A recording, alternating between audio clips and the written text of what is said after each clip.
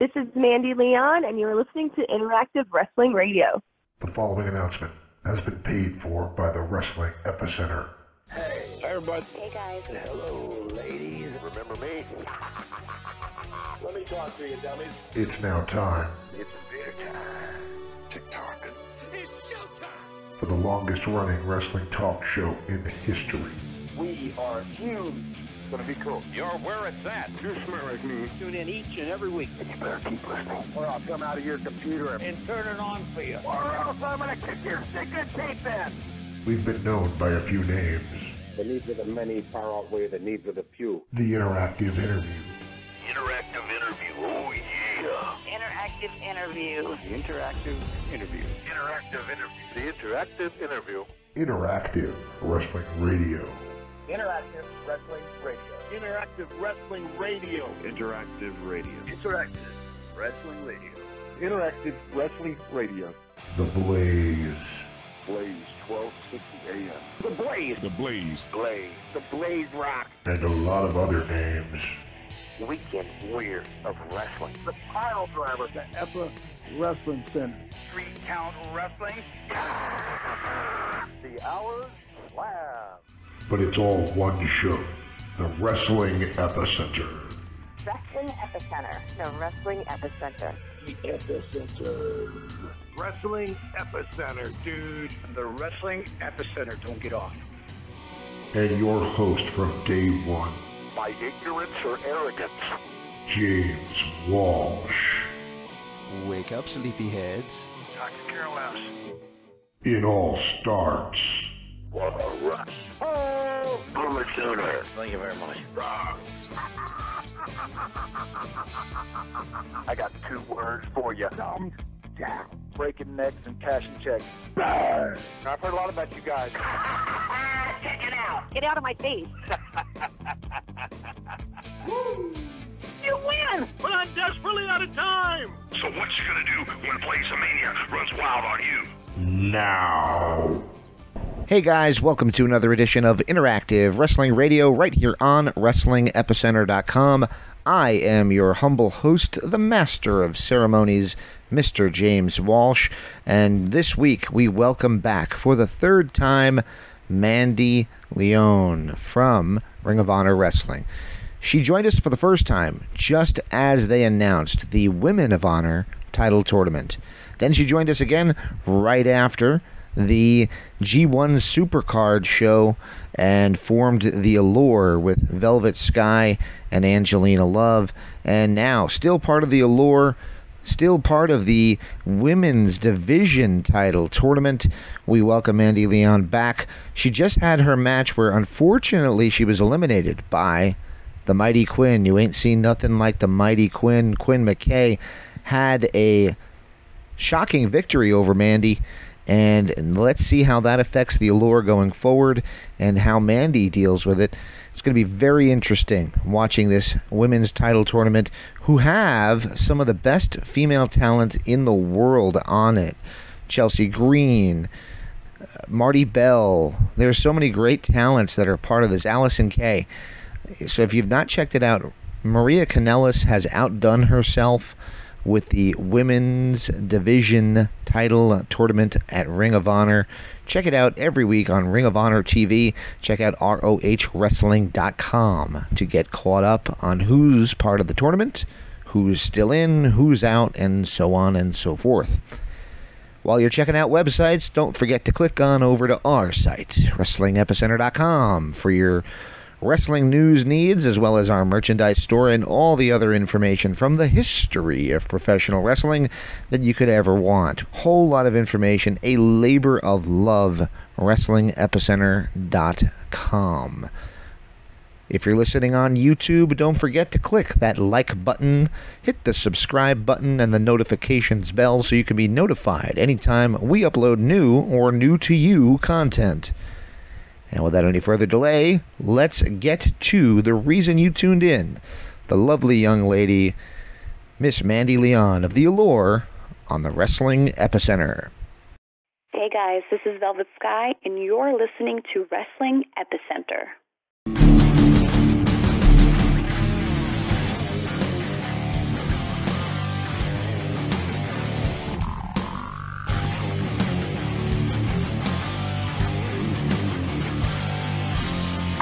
back to Interactive Wrestling Radio. Joining us on the Newsmaker line for the third time is a Ring of Honor women's division. Not Women of Honor anymore, and we'll get to that in a little bit, but women's division competitor Mandy Leon. Miss Leon, are you with me? I am here. Hello. Thank you for having me. I forgot to mention you're part of the Allure, by the way. Yes.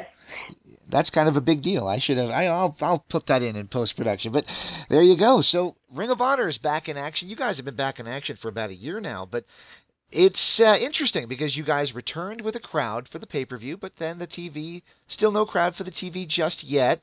I guess, how has it been being a professional wrestler during these crazy and, as it's so commonly said, uncertain times? It's been crazy. I think crazy is the most accurate word you can probably use.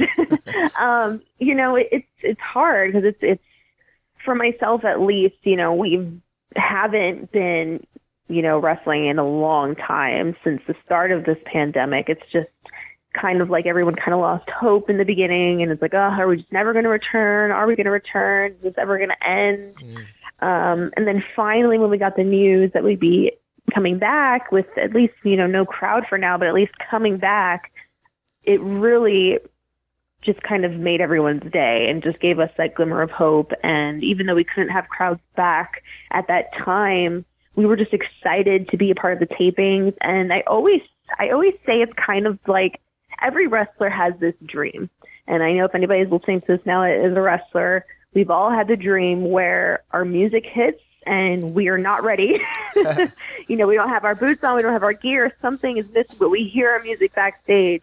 And when we go out there, it's a nightmare. And I remember when I came back and just the curtains opening and me wrestling and coming out to no crowd for the first time, it felt like one of those dreams.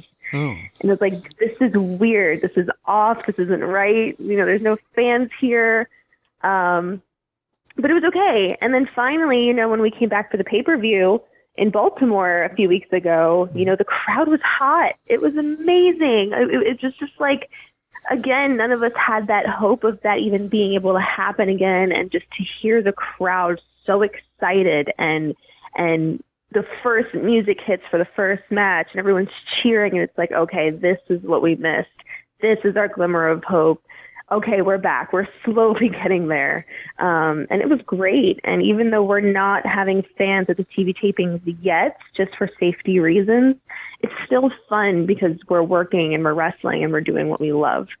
So we do have the show coming up in Philadelphia, and it's going to be fun. I'm excited. I'm really excited. Extremely so. Yep, and of course the pay-per-view got moved from Florida to the old ECW arena as well. So that's going to be coming up just a month from now. You look at these dates, September, and you're thinking, oh, that's so far away. It's like 4 weeks away. It's right here. It's right upon. I know. I know. I feel like time is flying by, and I don't know if it's just me, but it just seems like the days are going quicker and quicker, and it's already like almost the middle of August, and I feel like it was just March. Exactly. I don't know. Yeah, I think that's what the pandemic did to us. I guess because everything just became so normal and just, a regular formula that, whatever. I think everybody's tired of talking about the pandemic. Let's talk about the fun stuff, which is, of course, the return of the women's division. And I mentioned it in the intro. I got so trained to say Women of Honor, and now it's the women's division. I was told that it's a totally different thing when I interviewed Maria Kanellis a few months ago. What is the major differences between what was the Women of Honor division and what is now the women's division in Ring of Honor? When we did have the Women of Honor, it was still a women's division. We had the first tournament, we crowned a champion, and it was kind of its own entity and brand, separate from Ring of Honor, but still a part of the Ring of Honor shows. We had excellent matches. It was here for years. Again, we had multiple champions. But now, just with, unfortunately to bring it up again, but, with the pandemic, we haven't been able to wrestle, and we wanted to come back with a big bang. And the big bang was, okay, you know what? Let's introduce a Ring of Honor Women's Championship, a brand new belt. It's beautiful, by the way, and introduce a new tournament and introduce new women, and that's exactly what we're doing, and it's really exciting. It's been great so far. Awesome. And you were in fact, I interviewed you for the announcement of the Women of Honor tournament a couple of years ago, over 3 years ago. And then, of course, you were in that tournament, and you're in this tournament, and unfortunately, it seems like they don't go your way. Tournaments are not necessarily your best suit, because we just saw on Ring of Honor TV this week that you slipped on a banana peel, and Quinn McKay managed to sneak a win over you. That's been one of the highlights during the pandemic, the Allure's feud with Quinn McKay, and you guys keeping some sorts of storylines going during these weird times. How have you enjoyed working with Miss McKay? I gotta say, you're right. I was a part of the 2 tournaments, and again, it's like there's some conspiracy against me in Ring of Honor. If you remember from the first tournament, I had my opponent tapped out, and the referee didn't see it. Mm-hmm. And in this tournament, Quinn McKay had my tights, and my right shoulder was up on the pin, but the referee didn't call it. So, there's some kind of conspiracy against me here. I don't know what's going on.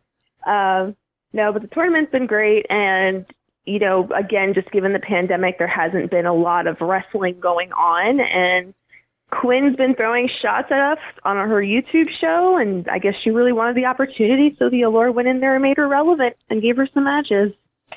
Very good, very good. And I'll tell you the truth, I logged on to Facebook before I even saw the episode, and the ROH Experience Facebook page pops up, and people were up in arms. They're saying, oh my God, how could Mandy be out? How could they give the win to Quinn, and all this other stuff? What do you think of the social media reaction being what it was, and that many kind of, even though you guys are the mean girls, many were on your side? It's been great. I always say I'm the bad guy in wrestling now when it comes to my opponents. But when it comes to my fans, I'm always going to love my fans. Always.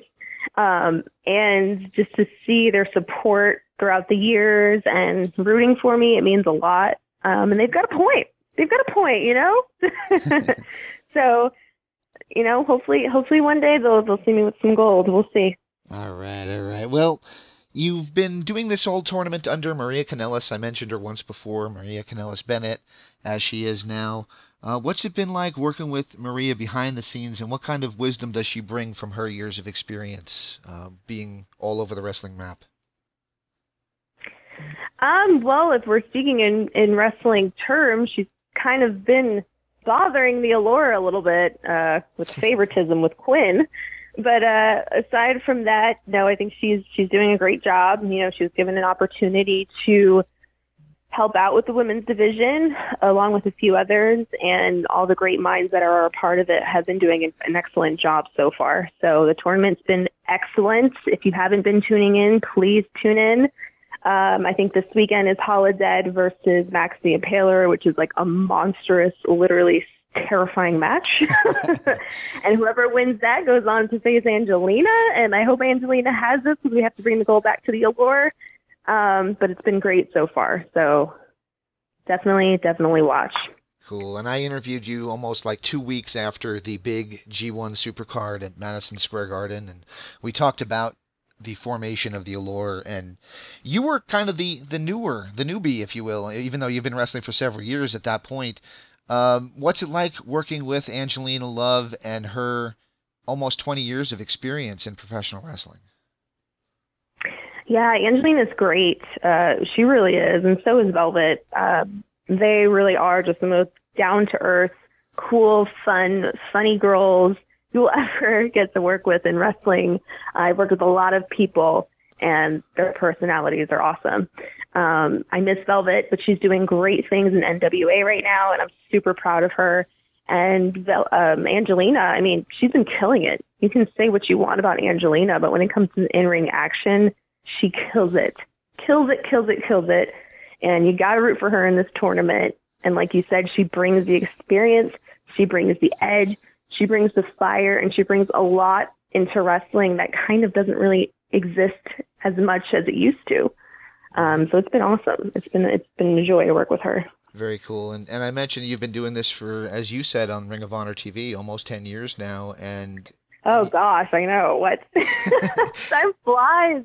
In your time in wrestling, though, we've seen women's wrestling really get put, I don't want to say the front burner, but really get the opportunity to shine in a way that it wasn't even when you started just 10 years ago.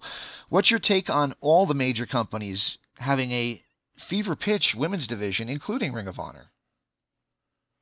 It's amazing. Like you said in our past interviews, when the women's division first started here in Ring of Honor back in 2014-15, I really had to fight for that to be here in Ring of Honor. I had to fight so hard. And that was around the time of the women's evolution and, give divas a chance and this, that, and the third. And people just really wanted to see more women's wrestling. And aside from WWE, Ring of Honor was the only one really doing that. And fast forward to now, the pandemic's kind of really brought it to light. I always say there's been a lot of negatives to the pandemic, but there's been more positives for me at least. And women's wrestling is one of those, because if you look at every single company that's out there right now, like you said, they are really pushing a women's division, and there's tournaments and people just want to see it. And it's great. More opportunities for everybody.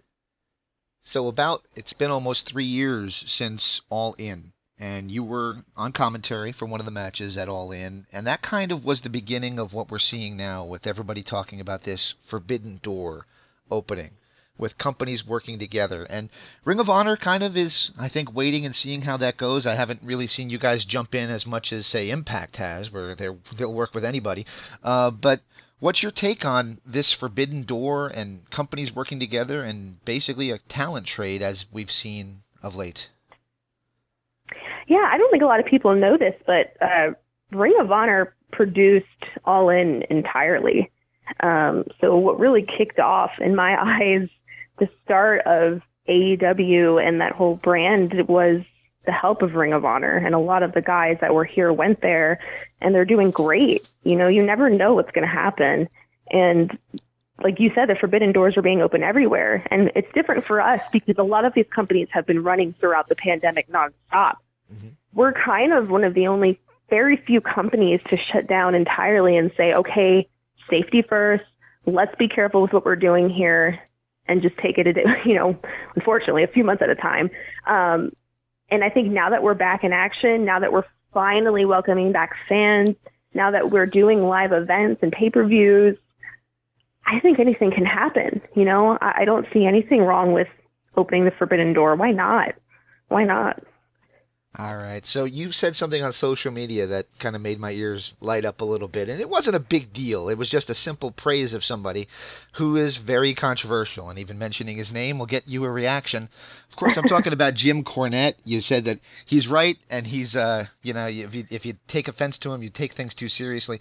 He says a lot of stuff, maybe especially politically, that I don't necessarily agree with, but when it comes to wrestling, I couldn't agree more. I guess what prompted you to throw the olive branch out to Jim Cornette like that? I think Jim Cornette is great. And if there's any negative media, which obviously I was brought attention to with my tweet, I didn't know about any of that. And Twitter and just social media in general has this bad, toxic, it's just very toxic. And no matter what you've done several thousand years ago, people will never forgive you, and they'll keep beating the stone to get attention. And for me, it's like, I know Jim Cornette isn't like that. He's apologized on many occasions. I'm someone who forgives, and I wasn't even talking about his personal life. I was talking about his podcast. I really enjoy his podcast. I think he has a great wrestling mind. He's someone who's been in the business for years, and he's hilarious. Yes. And to me, it's like the one thing, again, the pandemic that haunts us, that taught me is to not take things so serious. It's like politics and all the negativity in the world that people just throw in your face and force their beliefs on you. It's like we're living on a rock floating in the middle of space. You know what I'm saying?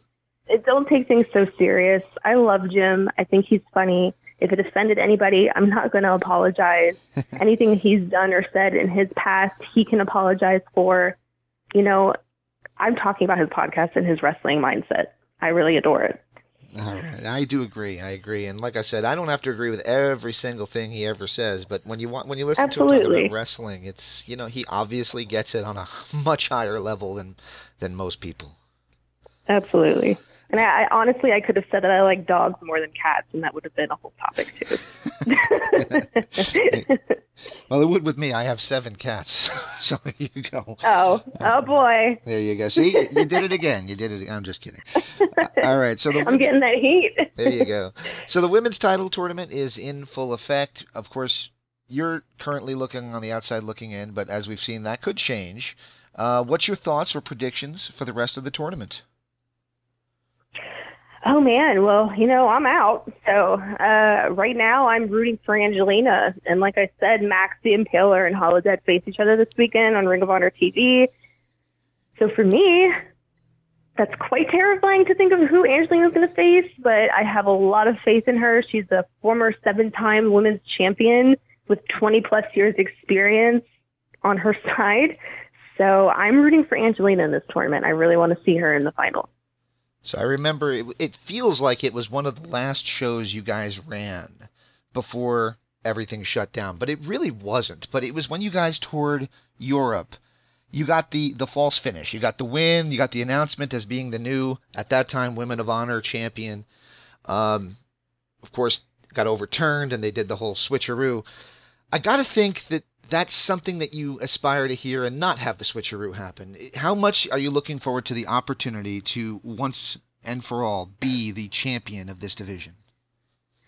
You know what? You're right. There's been a lot of conspiracies against me, hasn't there? A lot of overturned decisions in Ring of Honor. Really weird, isn't it?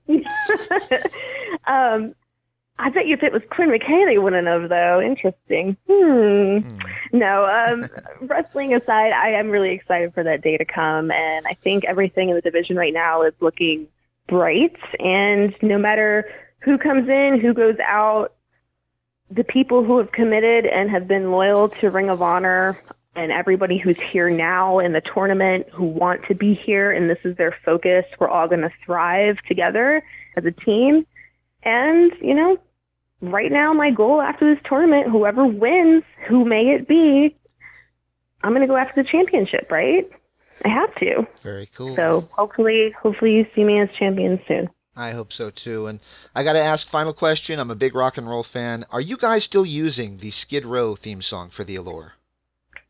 We are, yes. Very cool, very cool. That really was, I know that was something that was facilitated by Bully Ray, but that is so cool for somebody like me to know that that's Skid Row playing you guys to the ring. I know. It's so funny because when we were thinking of an entrance theme to come out to, it's like we had all these ideas on our mind, and when Bully Ray presented that, we were like, yeah, of course, that'll work. And we loved it. And it's perfect. It's badass. So Skid Row rules, Bully Ray rules. It worked out perfect. All right. Now, final question, and I'm going to throw this out there. Something Bully Ray said that was very interesting on a recent Busted Open was that Ring of Honor for a little while now hasn't had that, quote, must-see moment, and that he thinks that you're one must-see moment away from being back on top, back in the maybe the number 2 position against WWE. What is your thoughts on that as somebody who's been there, during these weird times and maybe thinking about what could be that must-see moment? Honestly, it's, again, we're not on cable television and easily as accessible as, say WWE and AEW. If we were, I have no doubt in my mind we would be number 1. No doubt. When it comes to Ring of Honor and wrestling, we focus on the pure wrestling. We focus on wrestling, and entertainment is maybe second. We have a good mix, a very diverse roster.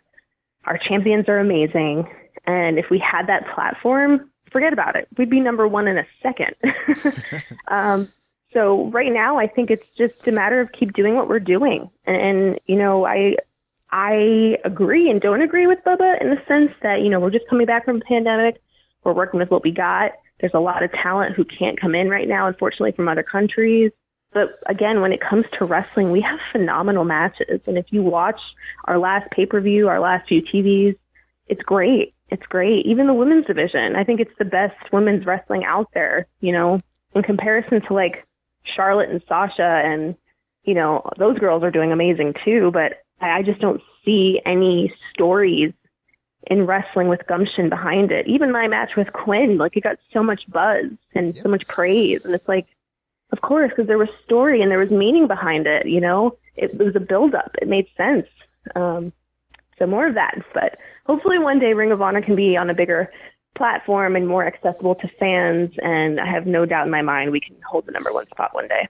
I agree. And I love what you guys have done during this time, and that is having the intro videos where you guys tell your story leading into the match. And it really does, for the viewer at home, give you the reason that this match is happening and the stakes that are at stake in the match. So it really has been a great addition to the show, and I hope that when the crowds are back fully, and you guys do have them for the TV and all that, that stays part of some of what you do, because it really does add to the match.